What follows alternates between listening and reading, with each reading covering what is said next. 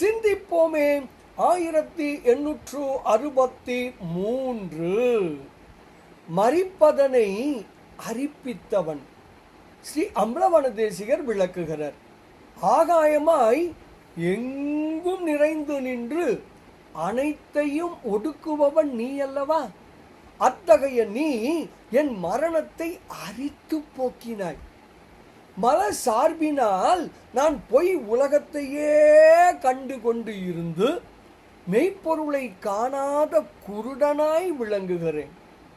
விடய போகங்களில் என் உள்ளம் எப்பொழுதும் மகிழ்ந்த வண்ணமே இருக்கிறது. இப்படி வினைக்கு ஈடான போகங்களை நீ அருளுகிறாய்.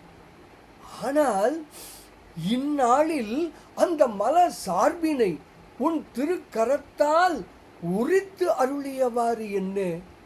தில்லை கூத்தனே, கூறி அருள்வாயாக.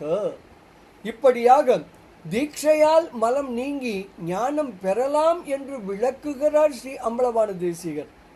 பாடலை காணலாமே.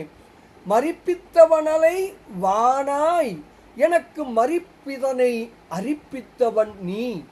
மலம் மேல் குருடாய் அகம் மகிழ தெரிப்பித்தவாறு உற்று அளிப்பை.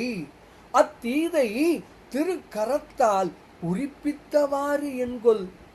தில்லையுள் ஆடிய உத்தமனே என்று ஸ்ரீ அம்பலவாண தேசிகர் தாம் அருளி செய்த அதிசய மாலை எனும் அற்புத நூலின் 25வது திருப்பாடலில் மிக தெளிவாக விளக்குகிறார். தீட்சை பெறுவோம், சிவம் உணர்வோம், பேரானந்தத்தில் துளைப்போம் துளைப்போம் துளைப்போம்.